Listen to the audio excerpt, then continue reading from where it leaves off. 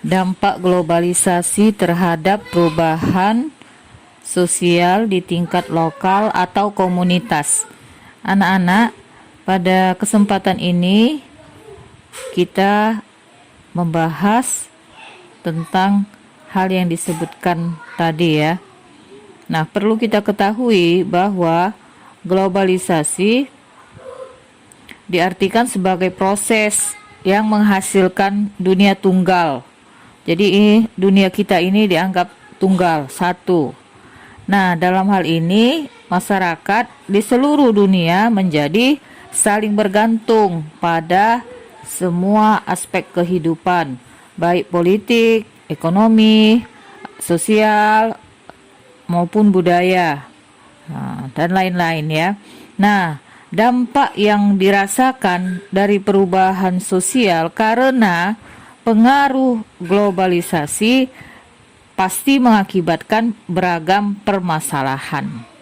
Ya, jadi efek dari perubahan sosial karena pengaruh globalisasi akan memunculkan permasalahan. Nah, apa saja yang menjadi permasalahan? Kita bagi ya. Yang pertama di bidang urbanisasi atau pada bagian urbanisasi. Nah, di sini globalisasi melahirkan kembali industrialisasi dalam bentuk yang lebih maju dalam hampir seluruh aspek kehidupan manusia.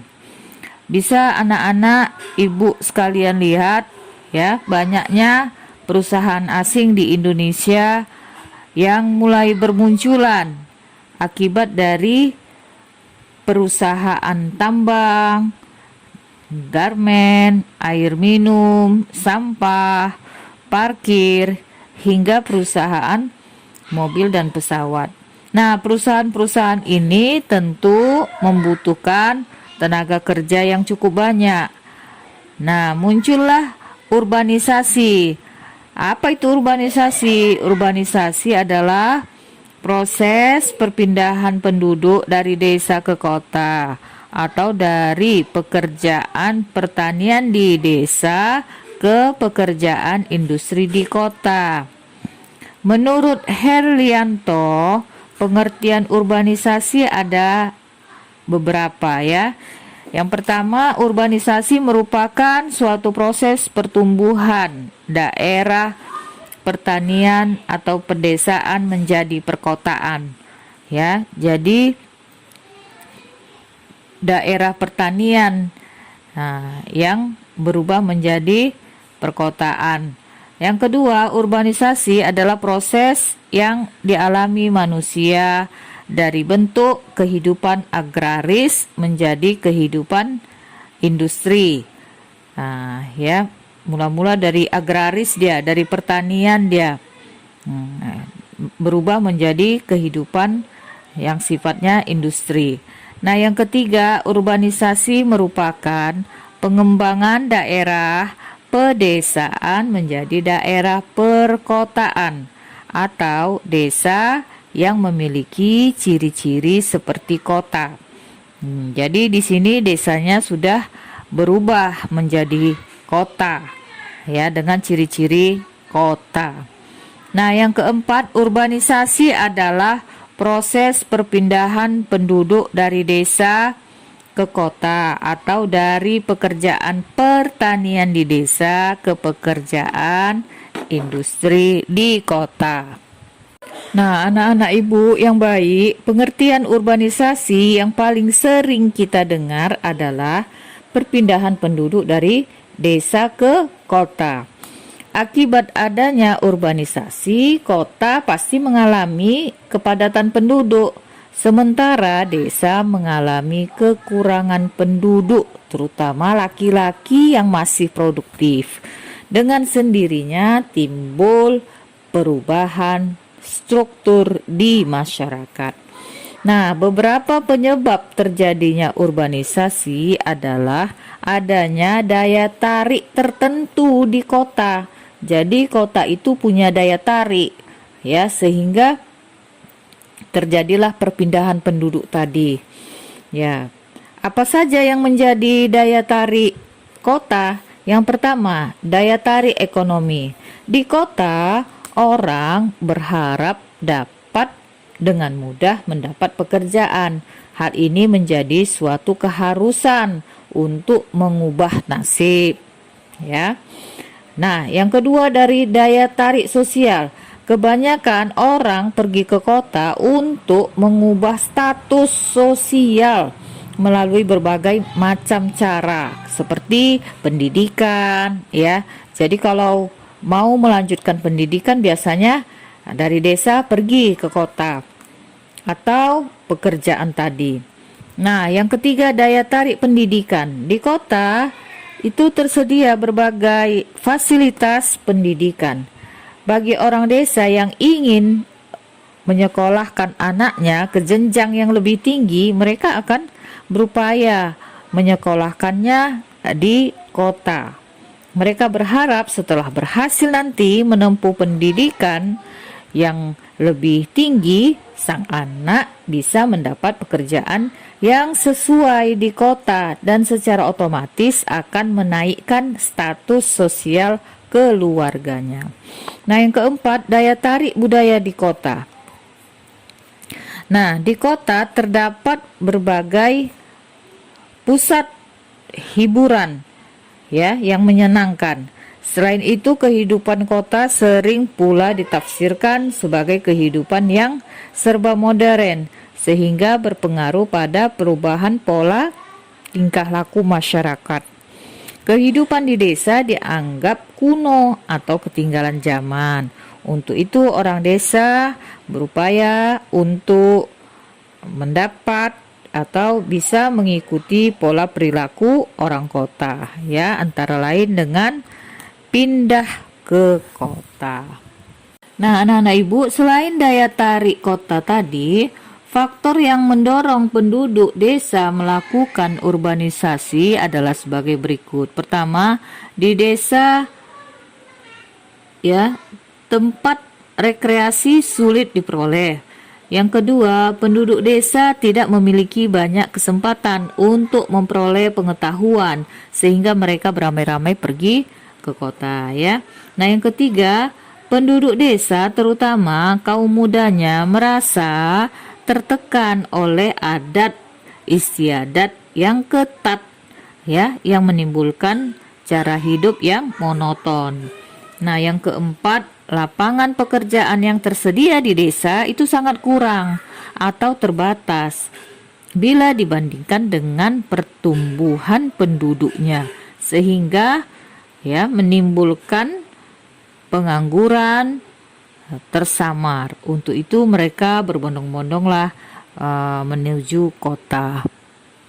Nah, anak-anak, dengan adanya urbanisasi, penduduk kota semakin bertambah. Dengan begitu, tumbuhlah permasalahan baru atau timbullah permasalahan baru, baik di kota maupun di desa. Apa saja yang menjadi permasalahannya?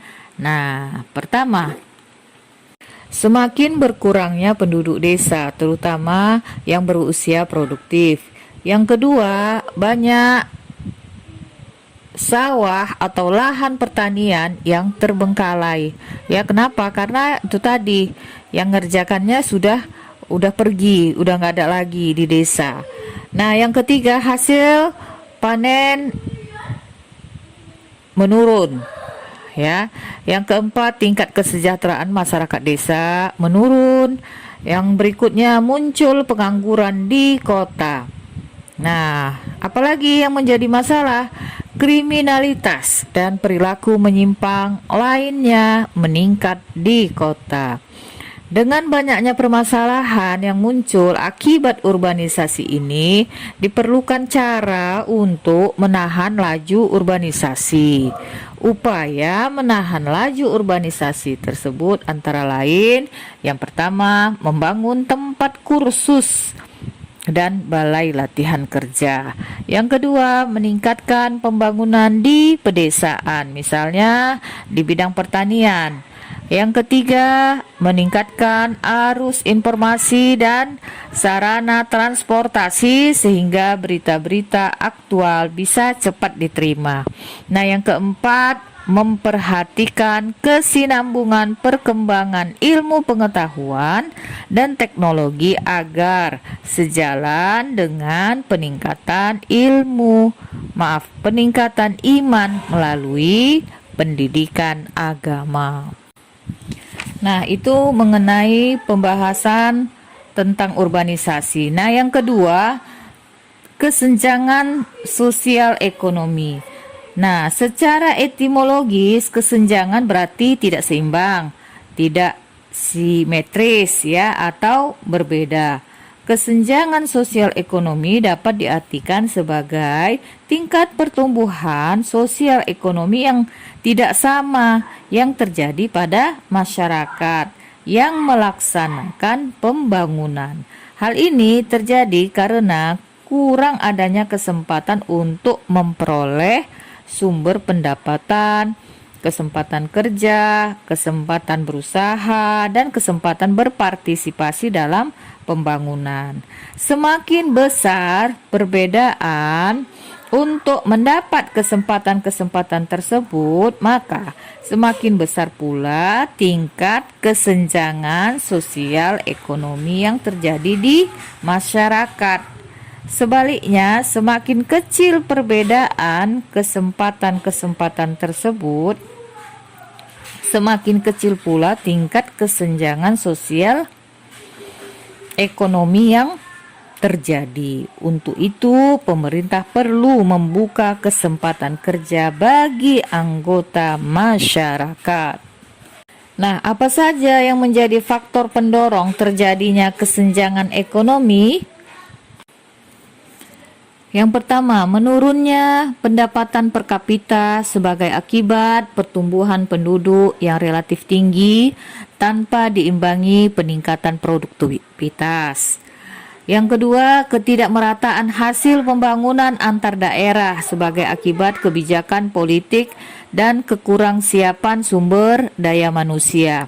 Nah, yang ketiga, rendahnya mobilitas sosial atau pergerakan masyarakat ya sebagai akibat sikap mental tradisional yang kurang menyukai persaingan dan kurang usaha.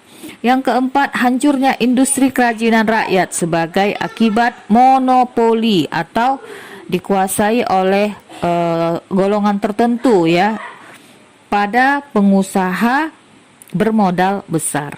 Yang kelima, investasi yang sangat banyak pada proyek-proyek yang padat modal atau kapital atau intensif sehingga presentasi pendapatan dari harta tambahan lebih besar dibandingkan dengan presentase atau persentase pendapatan kerja. Nah, anak-anak ibu yang baik, kesenjangan sosial ekonomi yang terjadi karena faktor ketidakadilan dalam memberi kesempatan berusaha sering terjadi. Karena apa? Karena adanya praktek monopoli, kolusi, korupsi, dan nepotisme. Nah, berbagai praktek ketidakadilan tersebut akan memperbesar jumlah orang miskin dan frustasi. Di sisi lain, praktek tersebut dapat memperkaya orang yang sudah kaya. Apabila hal ini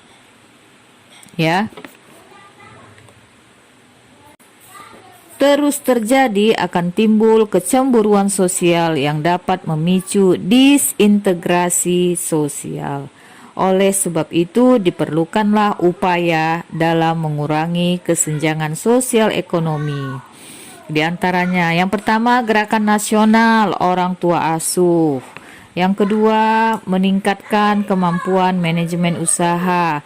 Yang ketiga, memfungsikan kredit usaha tani. Ya, memfungsikan lagi badan perkreditan rakyat dan lain-lain. Yang keempat, menyalurkan kredit investasi kecil, ya, dan semacamnya. Yang kelima, peningkatan dan pembinaan ekonomi kerakyatan seperti koperasi dan sektor non-formal. Yang keenam, meningkatkan kerjasama antara pengusaha kecil dan sistem bapak asuh. Nah, berdasarkan upaya-upaya tersebut, yang paling penting adalah upaya seluruh masyarakat untuk mengurangi kesenjangan sosial ekonomi dengan meningkatkan etos kerja yang produktif, rasa kebersamaan, serta persatuan dan kesatuan sebagai bangsa Indonesia. Nah, yang ketiga, pencemaran lingkungan alam.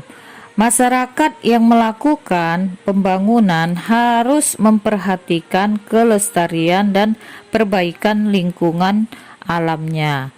Alam sebagai tempat hidup manusia dan makhluk hidup yang lain seperti flora dan fauna tidak boleh dikorbankan hanya karena kebutuhan jangka pendek. Ya, jadi harus ada batas-batas yang dijaga. Nah, manusia dan lingkungan hidupnya merupakan satu kesatuan ekosistem. Ada 3 cara manusia berhubungan dengan alam, yaitu manusia tunduk pada alam. Manusia dan alam saling membutuhkan, dan manusia dengan segala kemampuannya mencoba menguasai alam. Nah, dengan kecanggihan teknologi di era globalisasi, manusia cenderung ingin menguasai alam. Ya, dengan teknologi, manusia bisa mengeksplorasi bahkan mengeksploitasi alam dan tanpa menyadari dampak berupa pencemaran yang cukup besar. Sehubungan dengan masalah pencemaran alam, Eisen mengklasifikasikan berbagai jenis pencemaran sebagai berikut. Pertama, pencemaran udara yang berasal dari asap mobil, asap pabrik, asap pembakaran minyak, dan asap pembakaran sampah. Yang kedua, pencemaran air yang berasal dari pembuangan limbah industri ke sungai, danau, laut, atau limbah yang berasal dari berbagai jenis pestisida dan pupuk yang digunakan petani. Yang ketiga, pencemaran kimiawi berupa produksi bahan-bahan sintetis yang digunakan sebagai bahan deterjen, pupuk, pestisida, plastik, dan pakaian. Nah, yang keempat, limbah padat yang berupa sampah buangan kegiatan individu atau bisnis tertentu. Nah, yang kelima, polusi panas berupa peningkatan temperatur air dan panas atmosfer yang disebabkan oleh berbagai ulah manusia. Nah, sebagai contoh ya anak-anak, modernisasi pertanian sering mengakibatkan kerusakan lingkungan alam di pedesaan apabila tidak dilakukan secara selektif dan rasional. Penggunaan pupuk kimia dan obat pembasmi hama secara terus-menerus itu dapat mengakibatkan kerusakan struktur tanah dan menimbulkan imunitas atau kekebalan pada hama itu sendiri, ya. Sehingga apa? Sehingga muncul jenis hama yang tahan terhadap pestisida. Dalam pembuatan pupuk kimia ini diperlukan pabrik untuk memproduksi sehingga menghasilkan kepulan asap dan dari proses pembakaran dan pembuatan sisa produksi. Nah, kepulan asap ini akan menyebabkan pencemaran udara. Sementara itu, kerusakan hutan sering diakibatkan oleh pencurian kayu dan penebangan tanpa penanaman kembali yang mengakibatkan banjir dan tanah longsor. Nah, anak-anak ibu yang baik, kendaraan bermotor dengan bahan bakar yang kurang ramah lingkungan juga memiliki andil yang besar dalam polusi udara di lingkungan perkotaan. Selain itu, limbah pabrik yang tidak menghiraukan pentingnya analisis mengenai dampak lingkungan, ya, atau AMDAL.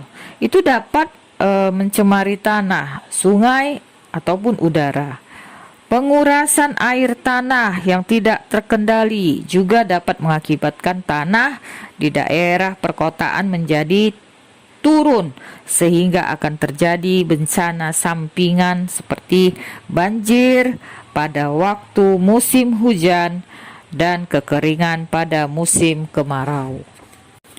Nah, ada beberapa hal yang perlu dilakukan untuk mencegah pencemaran. Yang pertama, pengawasan dan pembinaan terhadap pelaku industri agar mereka melaksanakan AMDAL atau analisa mengenai dampak lingkungan.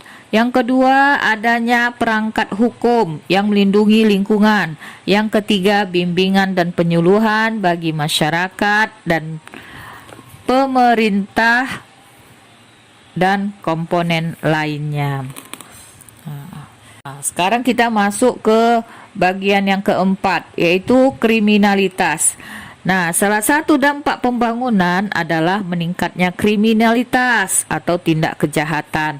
Nah, kejahatan ini selalu meningkat baik kualitas maupun kuantitasnya. Pembangunan dilakukan ya di negara berkembang seperti Indonesia itu sering memunculkan masalah seperti menipisnya rasa kekeluargaan, meningkatnya sikap individualistis, ya, meningkatnya tingkat persaingan dan meningkatnya pola hidup konsumtif. Masalah-masalah sosial tersebut dapat memicu munculnya tindak kriminalitas, ya.